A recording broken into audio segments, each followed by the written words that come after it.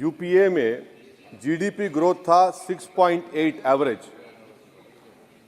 नरेंद्र मोदी की सरकार में जीडीपी ग्रोथ हो गया 5.9 एवरेज। इसका जिम्मेदार चीन है या पाकिस्तान है, बता दीजिए। Fiscal deficit as percentage of GDP, fiscal deficit as percentage of GDP sir, वो था 4.7 यूपीए के टाइम पर। नरेंद्र मोदी की सरकार में हो गया 5.1 एवरेज।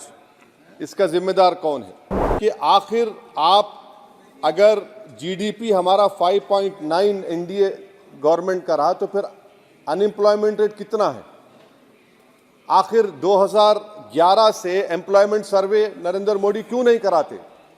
डेटा को क्यों छुपाते हैं? ये white paper sir more rhetoric है than substance. Mister Asaduddin Owaisi.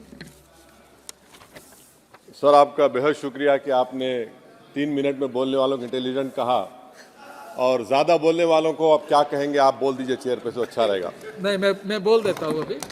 तो जो 3 मिनट में बोल देते हैं वो इंटेलिजेंट तो है ही, और जो ज्यादा बोलते हैं, जो ज्यादा बोलते हैं उनका ज्ञान क्या बेवकूफ में होते हैं वो, तो ज्यादा का ज्ञान है। सर, आपने मुझे बोलने का मौका दिया। सर, मैं पहले ये बात वाजे कर देना चाहता हूँ कि मैं इंडिया में नहीं हूँ मगर वतन अजीज़ का हूँ, और मेरा मामला ऐसा है कि मैं अब लाइन ऑफ एक्शन पर हूँ। भारत की राजनीति में अगर कोई लाइन ऑफ एक्शन पर है तो मैं हूँ।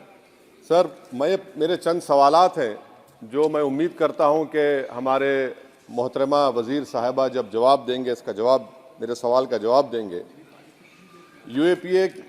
यूपीए में जीडीपी ग्रोथ था 6.8 एवरेज।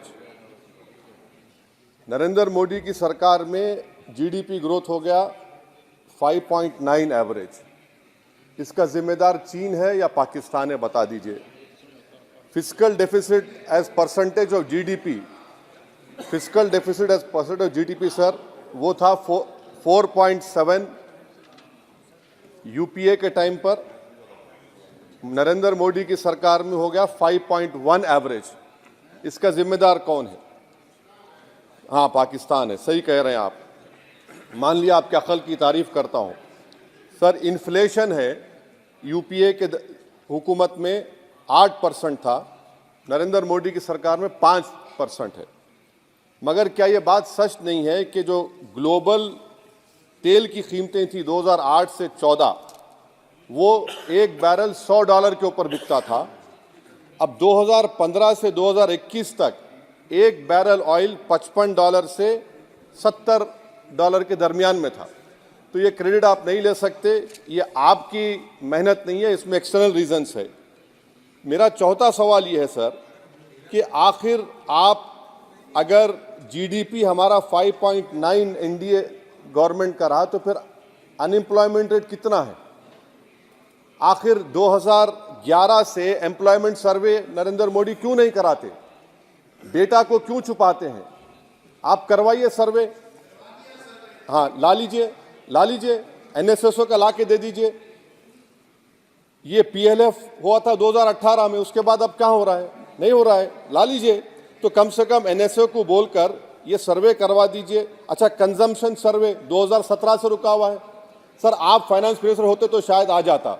आपकी काबिलियत और आपकी अहमियत वहाँ पर नहीं है, मैं अफसोस के साथ कह रहा हूँ।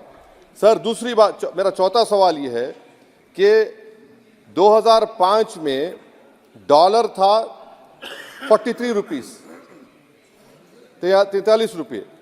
2014 में हुआ 83 रुपये।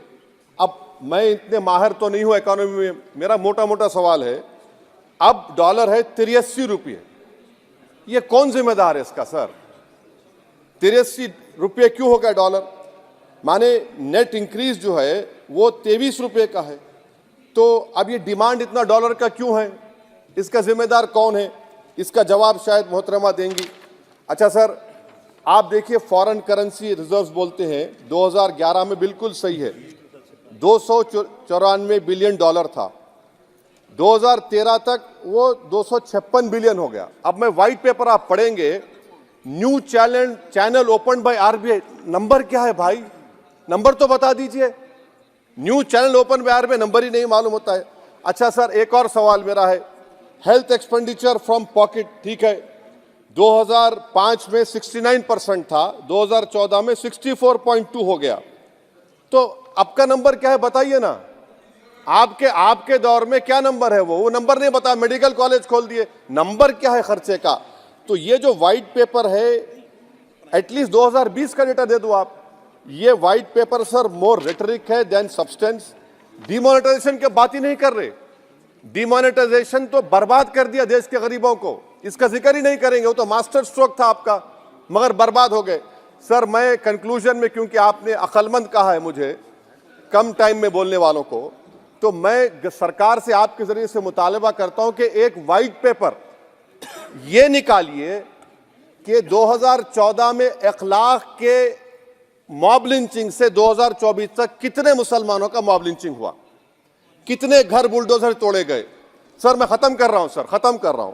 और साथ ही साथ आप एक व्हाइट पेपर जारी कर दीजिए कि चीन 2000 स्क्वायर किलोमीटर पर कब्जा करके बैठा है या नहीं है, डेप्सांग डेमचाक हमारे पास है या नहीं है। और आखिर में यूपीए के वक्त में माइनॉरिटीज बजट में फ्री कोचिंग था, आपने बंद कर दिया। मौलाना आज़ाद फाउंडेशन आपने बंद कर दिया, मौलाना आज़ाद फेलोशिप आपने बंद कर दिया। फाउंडेशन तो 9, 10, 12 माइनॉरिटीज के बच्चों को स्कॉलरशिप मिलते थे, प्री मैट्रिक स्कॉलरशिप आपने 9th क्लास से उसको रेस्ट्रिक्ट कर दिया, हो गया। ये सर मैं खत्म कर रहा हूं सर। तो मदरसा एजुकेशन आपने खत्म कर दिया, ये क्यों किया आपने भाई? हद तो ये होगी कि आपके पास 2014 में एक मुस्लिम वजीर था, अब तो एक भी नहीं है, एक भी नहीं है। अजीब है मामला। अब आप देख लीजिए, तो ये बातें हैं सर। और फिर सर ये व्हाइट पेपर में आप देखिए सर, ये व्हाइट पेपर में बिजनेस स्टैंडर्ड का एक आर्टिकल का जिक्र है मिस्टर शंकराचार्य का। ये शंकराचार्य साहब जो है, मिस्टर शंकराचार्य, ना रेटरिक पर रेटरिक लिखे रहे, आप उसका तोते की तरह लिख दिए उसको, ना नंबर भी देते वो। तो ये जो व्हाइट पेपर है सर, ये मोर रेटरिक सब्सटेंस है। मैं उम्मीद करता हूं कि कल तक देश के प्रधानमंत्री वो व्हाइट पेपर जारी कर देंगे कि कितने मुसलमानों का आपने मार्जिनलाइज कर दिया, बुलडोजर से घर तोड़े गए, कितनों का इनकाउंटर हुआ, कितने जेल में है यूएपीए में, और चीन कितनी जमीन पे कब्जा करके बैठा हुआ है। बहुत बहुत शुक्रिया सर।